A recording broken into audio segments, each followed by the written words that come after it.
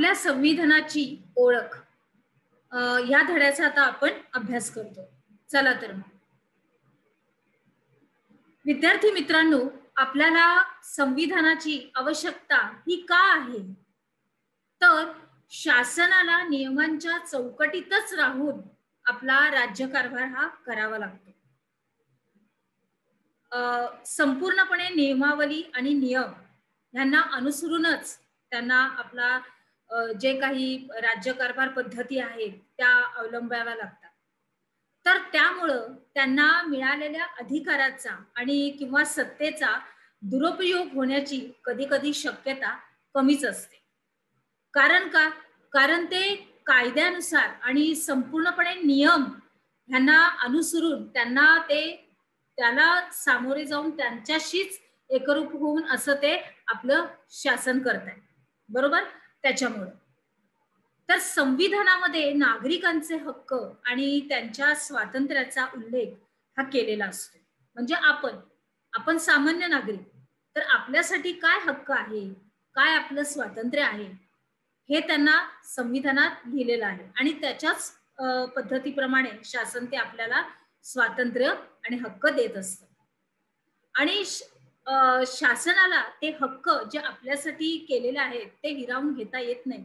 म्हणून नागरिकांचे हक्क व स्वातंत्र्य हे अगदी सुरक्षित राहतात. इथपर्यंत लक्षात आलं? चला पुढे जाऊया.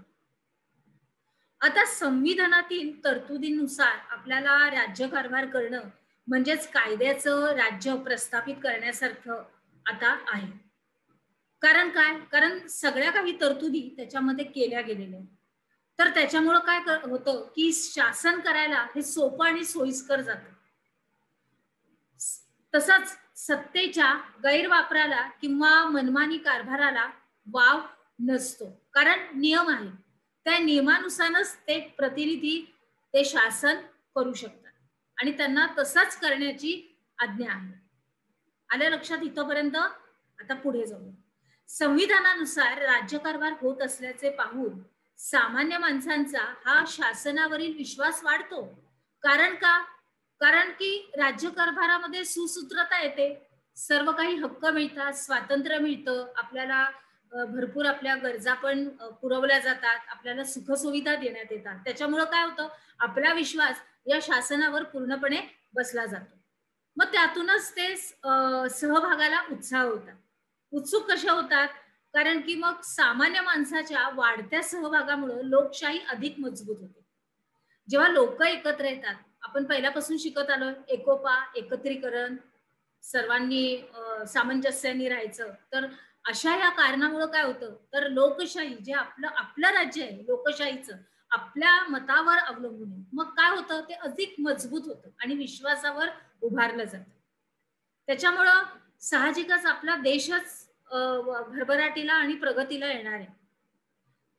पुढे संविधान त्या देशांसमोर काही राजकीय आदर्श ठेवतं. राजकीय आदर्श म्हणजे आता आपण पुढे वाचूया, त्याच्यामध्ये आपल्याला अजून विस्तृतीकरण ह्याच्यामध्ये दिसेल की त्या दिशेने वाटचाल करण्याचे बंधनही त्या राष्ट्रावर असते. आदर्श म्हणजे प्रत्येक ठिकाणी आपण योग्यच काम केलं पाहिजे आणि तसाच आदर्श आपल्या डोळ्यासमोर ठेवला पाहिजे. बरोबर? मग ते करताना आपल्याला काय होतं की कधी कधी त्या राष्ट्रावर काही बंधनं पण आहेत हे सगळं करताना.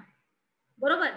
तर त्यातूनच मग जागतिक शांतता आणि सुरक्षितता ही निर्माण होते आणि मग मानवी हक्कांचे संवर्धन होण्यास पोषक असं वातावरण निर्माण होतं. बरोबर आहे? सगळ्यांना योग्य असं वातावरण निर्माण झालं तर मग सगळीकडे भरभराट आणि प्रगतीच होत असते. नागरिकांच्या कर्तव्याचा उल्लेख संविधानात असल्याने नागरिकांची जबाबदारीही निश्चित होते. निश्चित आहे की आपलं काय काय कर्तव्य आहे. उदाहरणार्थ आपण ह्याच्या अगोदर पण शिकलो की आपल्याला कसे सगळे आपले कर भरावे लागतात. उदाहरणार्थ आपलं विजेचं बिल भरावं लागतं, आपलं पाण्याचं बिल आपल्याला भरावं लागतं, आपली घरपट्टी आपल्याला भरावी लागते. हे सगळं आपलं नागरिकांचं हे कर्तव्य आणि आपल्याला हे करावंच लागणार. बरोबर? आणि त्याच्यामुळे आपण ते निश्चित केलेलं आहे संविधानात आपल्यासाठी, शासनासाठी, सगळीकडे व्यवस्थित तरतुदी या केलेल्या आहेत.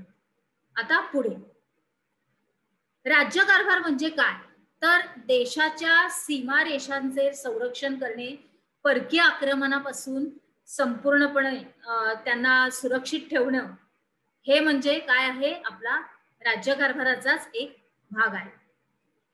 ते दारिद्र्य निर्मूलन, रोजगार निर्मिती, शिक्षण, आरोग्य सेवा, त्याच्यानंतर उद्योग व्यवसायांना प्रोत्साहन, दुर्बल घटकांचं संरक्षण, महिला, बालक आणि आदिवासींच्या प्रगतीसाठी केलेल्या उपाययोजना इत्यादी अनेक विषयांबाबत शासनाला कायदे हे करावे लागतात. बरोबर आहे विद्यार्थी मित्रांनो, कारण आपला हा देश हा संपूर्णपणे सर्वांगीण असा विविध परंपरेने नटलेला देश आहे आणि देशाचं रक्षण करणं हे शासनाचं कर्तव्य आहे. म्हणजे राज्यकारभार करताना या शासनाला हे सगळं जे काही आपल्या उपक्रमात लिहिलेलं आहे, हे सगळे काही मुद्दे समाविष्ट त्याच्यामध्ये केलेले आहेत. त्याच्यानंतर कायद्याच्या अंमलबजावणीद्वारे समाजात योग्य तो बदल घडवून आणणे. कायद्याच्या योजनेप्रमाणे त्याच्यामध्ये काय कायदे आहेत, नियम आहेत, नियमावली आहे, आज्ञा आहेत, त्यांच्याप्रमाणे या समाजामध्ये म्हणजे आपल्या लोकांमध्ये सगळीकडे योग्य ते बदल घडवून आणायचे. मग आधुनिक काळाला या शासनाला अवकाश संशोधनापासून ते सार्वजनिक स्वच्छतेपर्यंतच्या सर्व बाबीपर्यंत निर्णय घ्यावे लागतात. जरुरी नाहीये आपल्याला जी सुधारणा करतात ते अगदी थोड्या थोड्या गोष्टीवरून सुद्धा करतात. फार मोठी गोष्ट करण्याच्या ऐवजी छोट्या गोष्टीवरून सुद्धा ते चालू करतात. तर काय काय? सार्वजनिक स्वच्छता, त्याच्यानंतर आपल्या दिवाबत्तींची सोय, रस्त्यावरचे डांबरीकरण योग्य रीतीने केले जावे, त्याच्यानंतर बाकीचे सगळे व्यवहार, त्याच्यानंतर आपले अगदी अवकाशामध्ये आपण यान जे सोडतो त्याच्यापर्यंत हे सगळे निर्णय त्याला घ्यावे लागतात. आणि यालाच काय बोलतात? राज्यकारभार. या शासनालाच आणि या शासन पद्धतीलाच राज्यकारभार असं म्हणतात.